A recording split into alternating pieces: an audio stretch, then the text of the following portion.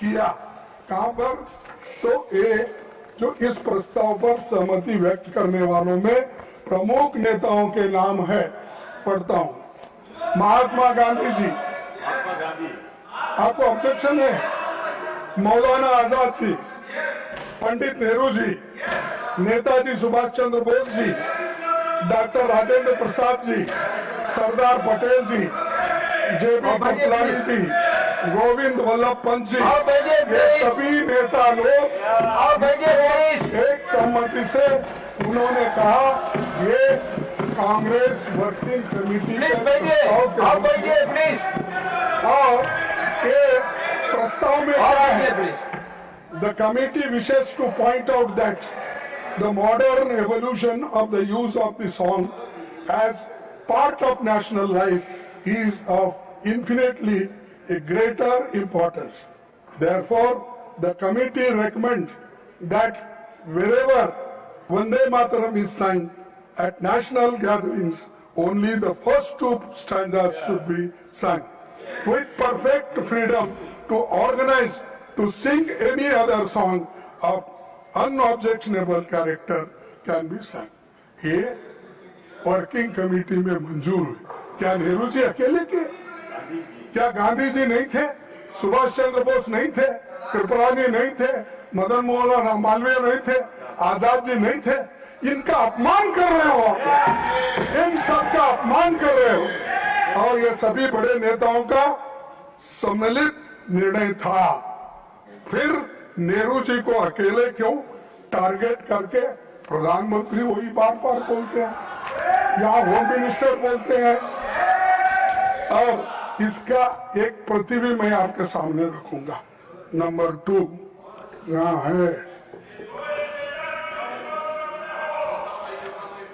Sir, देख ये दूसरा नंबर है, मैं ये भी पठन पे रखूंगा।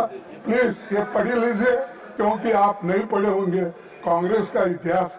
सिर्फ आप गोलवलकर का, मनुस्मृति का ये किताबें पढ़े हैं, ये भी जरा पढ़ो, इसीलिए मैं आपको सर इस मुद्दे पर एक नया विवाद खड़ा करके मोदी जी ने न केवल राष्ट्रीय नायकों का बल्कि विशेष रूप से गुरुदेव रविंद्रनाथ टैगोर का भी अपमान किया।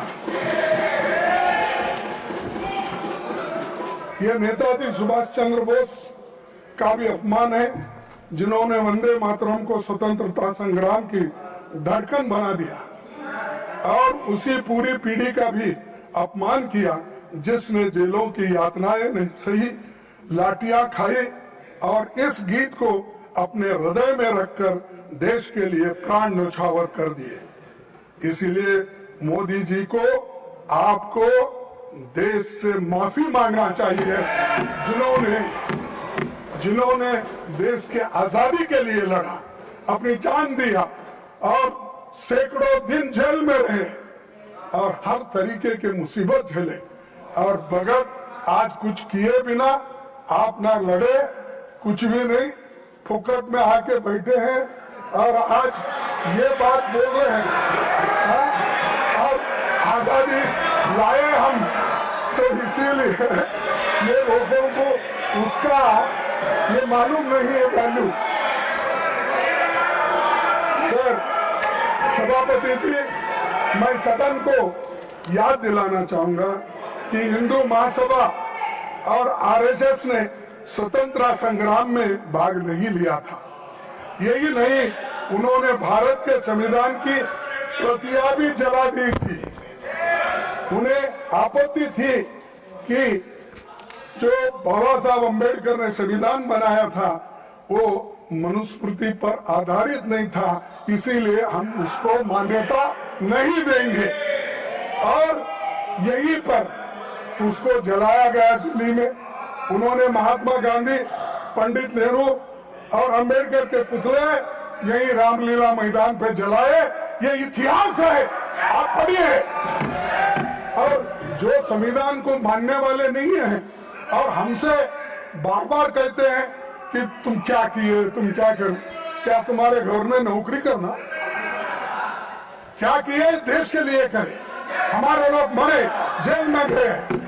सर, भारत के संविधान लागू होने के 2 दिन पहले, सर ये सुनने की बात है, भारत के संविधान लागू होने के 2 दिन पहले 24 जनवरी 1950 डॉक्टर राजेंद्र प्रसाद जी ने ये कहा था, the composition consisting of words and music known as Jana Gana Mana is the national anthem of India. And the song Vande Mataram, which has played a historic part in the struggle for Indian freedom, shall be honored equally with Jana Gana Mana and shall have equal status with it. ये हमारे भूतपूर्व राष्ट्रपति जी का है, इसको भी आप नकारते हैं। अरे जो चीजें इतिहास के पन्नों में आए हैं, तारीख लिखा है, उस तारीख को भी आप मानने वाले नहीं हैं। तो मेरे को समझ में नहीं आ रहा किस चीज को मानते हैं। क्या हिटलर के बुक को मानते हैं? किसके लिए? और हमेशा आपकी आदत हो गई है कि कांग्रेस को गालियां देना और नेहरू जी को टारगेट। अरे नेहरू जी का इमेज खराब करने के लिए अगर आप बैठे हैं, वो नामुमकिन है, वो सबसे ऊंचा है दुनिया में उसका नाम है। आप उतना ऊंचा आप कभी नहीं बन सकते, आप नीचे है, नीचे ही रहेंगे।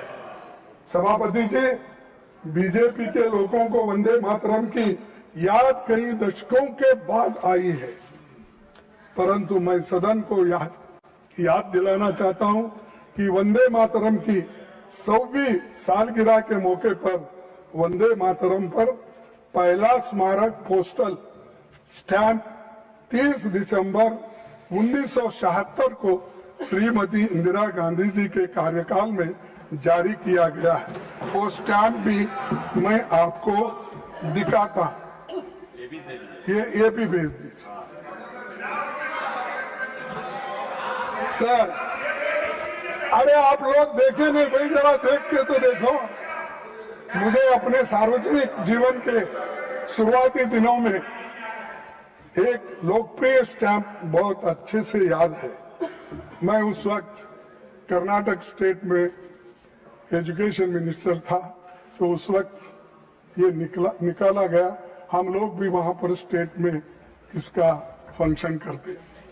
आपकी अनुमति से इस स्टैंप की एक प्रति दिखाना चाहता हूं। मैं अभी आपके पास भेज रहा हूं और वो आप उसको जरा देख लीजिए। ये तो इतिहास की बात थी जिसे प्रधानमंत्री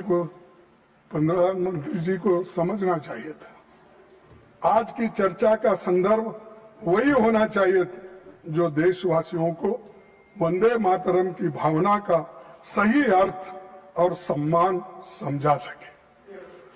सभापति जी, जब देश कहीं बड़ी समस्याओं जैसे आर्थिक संकट, बेरोजगारी, सामाजिक मुद्दे में से जूझ रहा है, तब भी प्रधानमंत्री की दिलचस्पी केवल चुनावी प्रचार में रहता है, ना कहीं ऐसे ध्यान भटकाने के सब चीजें इस सदन के सामने लाकर इसमें अपना समय देते हैं।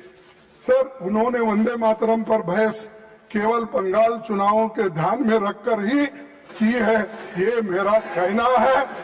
ये उसी लिए तो आपने ये की।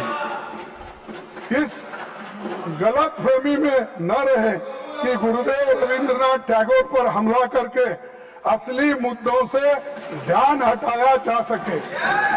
ये नहीं हो सकता। इस सदन का उद्देश्य यही होना चाहिए कि देश के सामने मौजूद ज्वलंत मुद्दे पर ध्यान केंद्रित किया जाए, क्योंकि भारत माता को सच्ची श्रद्धांजलि तभी होगी जब ये संसद जनता के मुद्दों और उनके समाधान के बारे में बहस करे। ये मेरा कहना है अध्यक्ष महोदय, इसीलिए मैं ये बातें उनके सामने रखी है। और दूसरी, सभापति जी, मुझे विशेष रूप से इस सरकार द्वारा भारतीय रुपये गिरते मूल्यों के बारे में कुछ बताना है, क्योंकि $1 की कीमत अब 90 रुपीस, 90 रुपए, इतना गिरा, अब वो नीचे गया। और आपके नेता, जब आप होम मिनिस्टर थे, आपके नेता जो चीफ मिनिस्टर थे, उन्होंने उस वक्त क्या कहा था, ये सुनने की तरह थोड़ी सी टॉलरेंस रखो। जब देश के सामने आर्थिक चुनौतियां खड़ी है, तब वंदे मातरम जैसे राष्ट्रगीत को लेकर राजनीतिक बहस करना केवल ध्यान भटकाने का प्रयास है।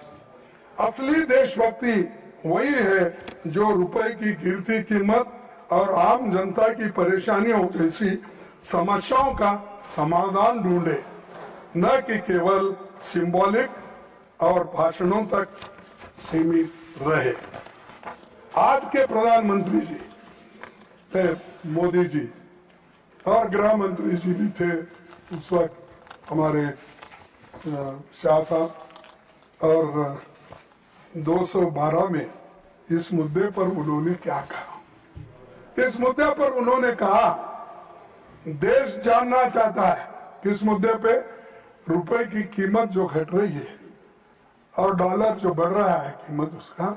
उस वक्त क्या कहा मोदी जी ने, आपको तो मालूम होगा, क्योंकि आप तो प्रमुख सलाहकार है और प्रमुख एग्जीक्यूटिव, प्राइम एग्जीक्यूटिव करने वाले नेता है, तो आपको तो पहला चाणक्य क्या, ठीक है, तो इधर भी एक चाणक्य बैठा, इधर भी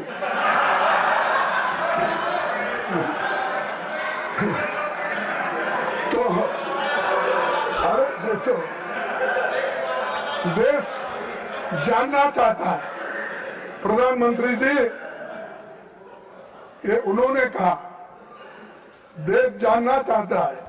प्रधानमंत्री जी मनमोहन सिंह जी को कहते हैं, ऐसा क्या कारण है कि आज अकेला हिंदुस्तान का रुपया डॉलर के मुकाबले गिरता ही चला गया, और मैंने साफ मांग की है, ये सिर्फ आर्थिक कारणों से नहीं हुआ, ये आपकी भ्रष्ट राजनीति को दिल्ली से चली उसका इसके अंदर बहुत बड़ा रोल है।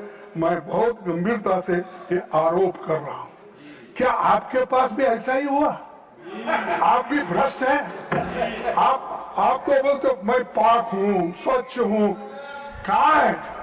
ये दर्शाता है आप आज पूरे हिंदुस्तान, पहले जो था उससे बदतर हो गई आपकी गवर्नमेंट, और आज जो उस वक्त 55-60 रुपए था, आज 90 रुपए। अरे गिर गया, इतना गिर गया, वो हिमालय से नीचे गिरने के बाद आदमी के टुकड़े भी नहीं मिलते, वैसा हो गया। सर, ये शब्द मोदी जी के हैं, मेरे नहीं है, उनका कोट है। लेकिन मैं ये पूछना चाहता हूं कि जिन कारणों का हवाला देकर आपने उस समय हम पर आरोप लगाए थे, क्या वही कारण आज रुपए के लगातार गिराने की वजह बन गई है? तो ये आप लोगों का कहना है। तो अध्यक्ष महोदय, अब आपकी चिंता बहुत बड़ी है, हम चिंतित भी है। हमारे पड़ोसी देशों में हमारा अपना प्रभाव घट रहा है, जबकि चीन का प्रभाव बढ़ रहा है। नेपाल चीन से इन्वेस्टमेंट की मांग कर रहा है। बांग्लादेश चीन और पाकिस्तान के साथ त्रिपक्षीय बैठकों में भाग ले रहा है।